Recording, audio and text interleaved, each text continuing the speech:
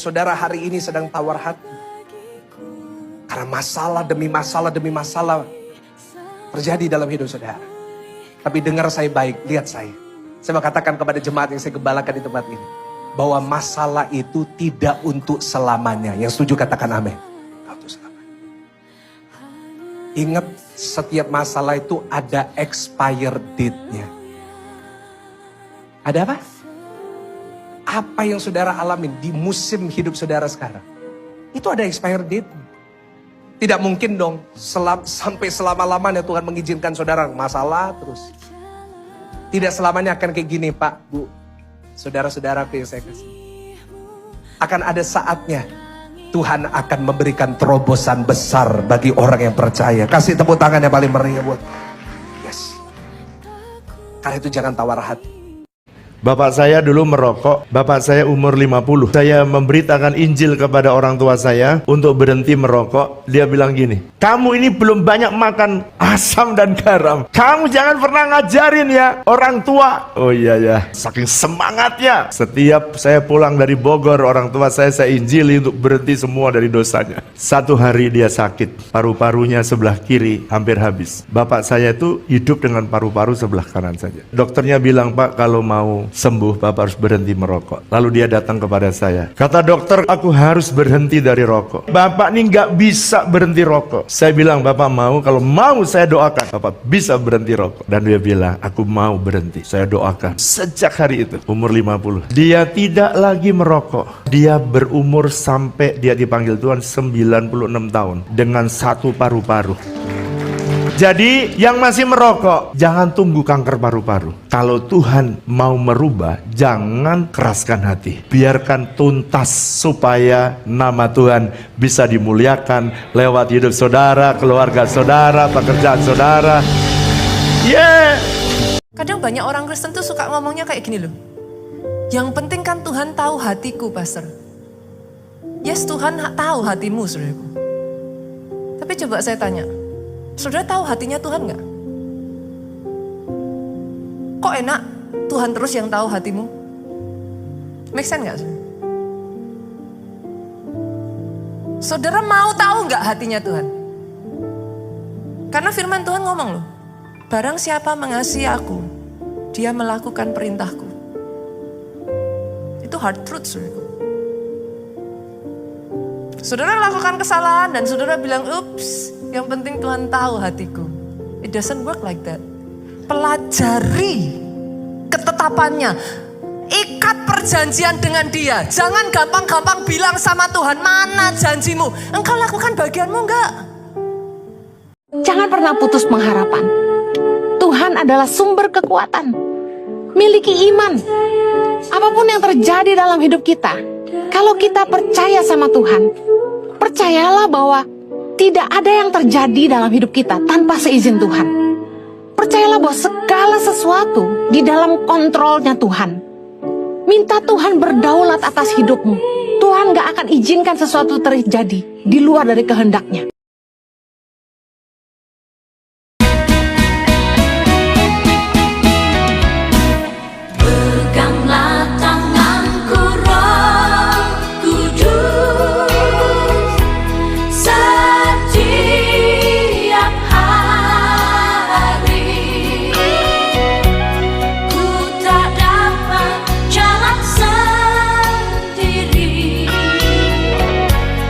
Tanpa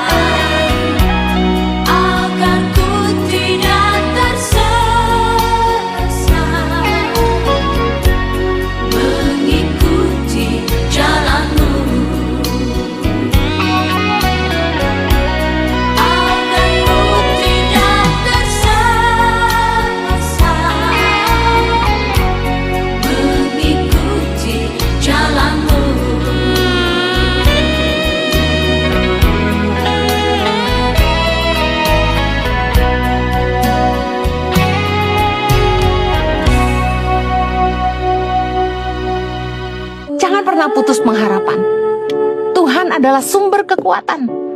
Miliki iman.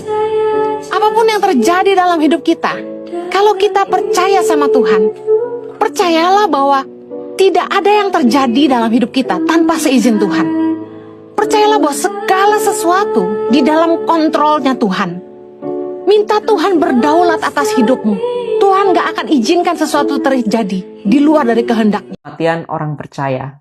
Saya ingin bersaksi, saat umur saya sekitar 25 tahun, saya terkena santet gagal. Jadi kalau santet itu kan, kalau disantet langsung mati. Buat saya tidak mati, tapi ada menunjukkan gejala-gejala sakit penyakit yang saya sudah pergi secara medis, sudah ronsen dan ke dokter. Tidak ada satupun dokter yang tahu kenapa saya bisa sakit itu. Selang berapa bulan berikutnya, sakit penyakit saya tambah parah, dan satu waktu di mana saya diopname di rumah sakit, dengan tubuh saya yang melemah, ada satu malam di mana dari area dada saya ke bawah itu lumpuh, bahkan saya tidak bisa menarik nafas sama sekali. Paru-paru saya sudah tidak bisa bernafas. Badan saya bagian atas juga pelan-pelan tidak bisa bergerak karena saat saya mau pencet tombol bel untuk panggil suster tidak bisa bergerak. Dan bahkan saat itu keadaan ruangan terang, tetapi saya tidak bisa melihat apa-apa. Jadi semuanya gelap. Jadi saat itu semua fungsi motorik saya dan tubuh saya nggak bisa bergerak lagi. Saat itu saya cuma pikir, waduh, mati nih. Saat itu saya merasakan ketakutan. Tetapi tidak berapa lama terpintas di pikiran saya tidak mungkin mati kalau belum menyelesaikan pekerjaan Tuhan. Dan saat itu juga ada suara laki-laki, suaranya itu berwibawa dan lembut, dan itu bukan suara manusia, berkata kepada saya, kamu tidak akan mati sebelum menyelesaikan tugasku. Dan saat itu juga saya bisa menarik nafas, yang tadinya buta, saya bisa melihat ruangan yang terang kembali, seluruh tubuh saya bisa gerakkan kembali. Saya yakin itu adalah suara Tuhan Yesus yang membangkitkan saya karena Dia telah mengalahkan maut. Setelah kita menerima Tuhan Yesus sebagai Tuhan dan Juru Selamat pribadi, maka Dia berotoritas atas hidup kita, bahkan hidup dan mati kita. Makanya banyak orang yang memberikan kesaksian meskipun mereka ditabrak, meskipun seperti saya, paru-paru maupun jantung berhenti, ataupun ada yang karena menegak racun, mereka tidak bisa mati oleh karena Tuhan memiliki otoritas atas nyawa kita. Saat Tuhan berkata, kamu hidup, maka akan hidup. Dan saat Tuhan bilang, sudah selesai, maka semuanya sudah selesai. Dan mati. Tidak lama setelah kejadian itu, saya sudah pulang dari rumah sakit dan saya harus menjalani masa pemulihan. Sering sekali di pagi hari, sekitar jam 3 pagi, saya sering dibangunkan untuk berdoa. Ada satu malam di mana saya dibangunkan dan saat saya berlutut dan berdoa, dalam penglihatan, mata saya terpejam, tetapi di sekitar saya terlihat terang dan saya mendengar kata-kata rapture.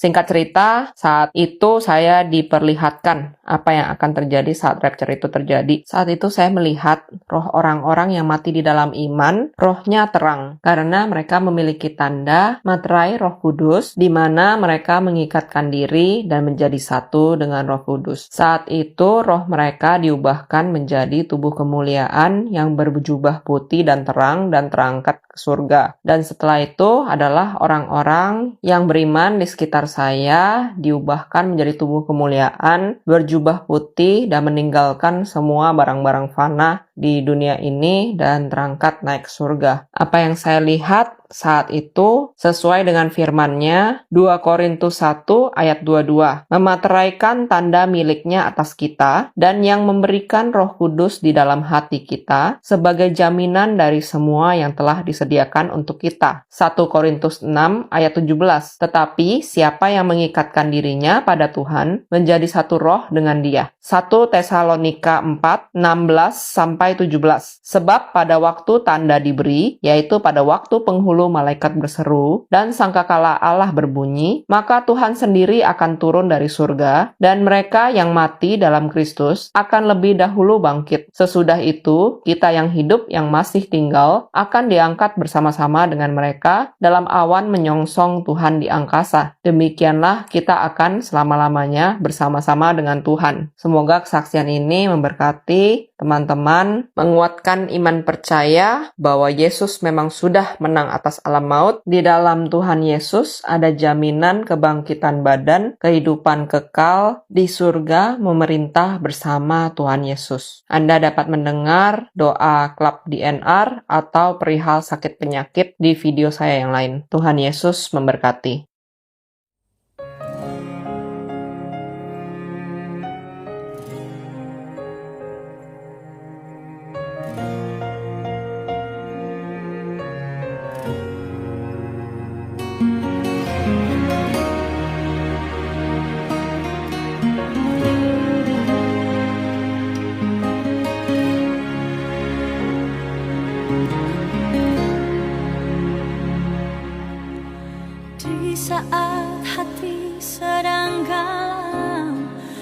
siapa mengadu.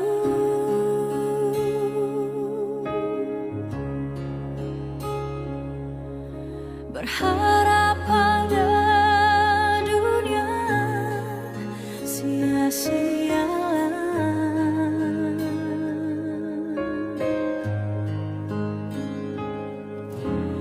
Hanya pada Yesus ada jawaban.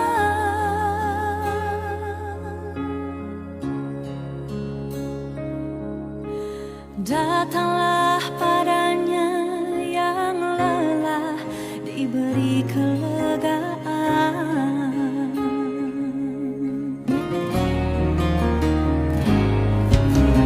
Di saat badai ombak menderu, pada siapa